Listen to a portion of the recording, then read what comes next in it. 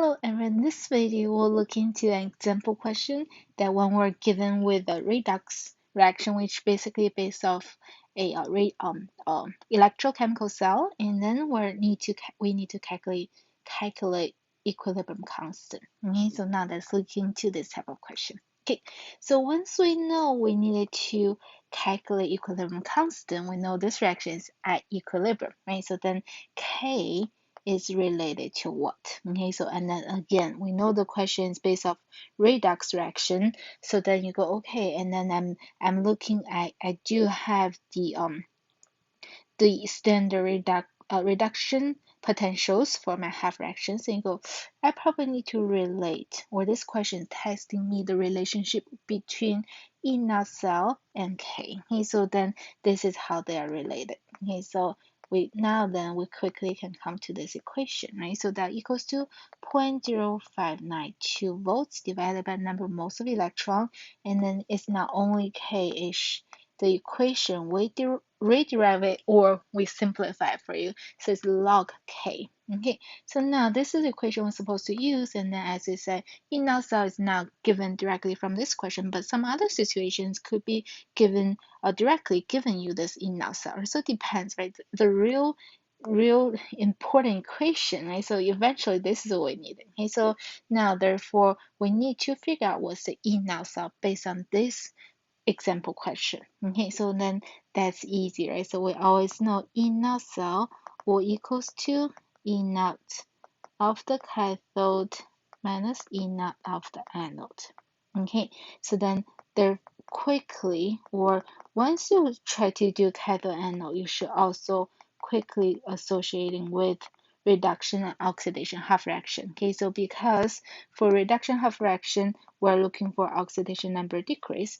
For oxidation half reaction, we're looking for oxidation number increase. So then we can quickly figure out which half reaction happens at which, like happens at cathode, and which one as given happens to anode. Okay, so now let's assign oxidation numbers.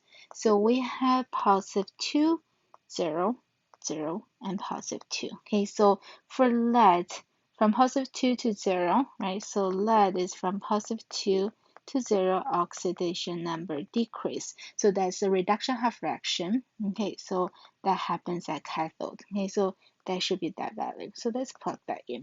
Okay, so that will be negative 0.13 volts.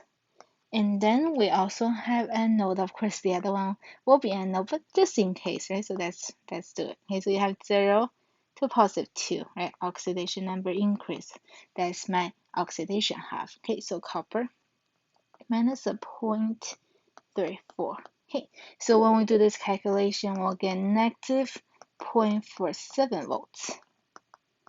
So that's my E naught cell. Okay, so as we said, right, we also should try to remind yourself, right? Once we get a value and we know that means something, right? So E naught cell is smaller than 0, which means this reaction, as it's written, that's a non-spontaneous reaction, okay, in the forward direction, which means reaction is now favored towards the forward direction. So then the K you're looking for, that should be what? That probably should be, right, smaller than 1. Okay, so that's the first thing you can already, right, so make your judgment. So B and C can now be our choices. Okay, so then therefore next, we still need to quantify by using this equation we have right over there, right? So E naught cell equals 2.0592 volts, and for most of electron log K. Okay, so then from this point, you can plug in the values to be negative 0.47 volts, and then you have 0.0592 volts. Those cancels out, so I lose the units. Then for most of the electrons involved in this reaction, that's very easy for this reaction. There's 2 moles of electron, so log of K. Okay, so you cross multiply, then you can calculate K, right? Okay, so then this is gonna be, right? So log of K equals to negative 0.47 times 2 and divided by 0.0592, and you're supposed to get the value right now. Okay, so it should be about negative 15.88. Okay, so and then from this point, we should be able to do this calculation. That'll be K equals to 10 to the negative 15.88.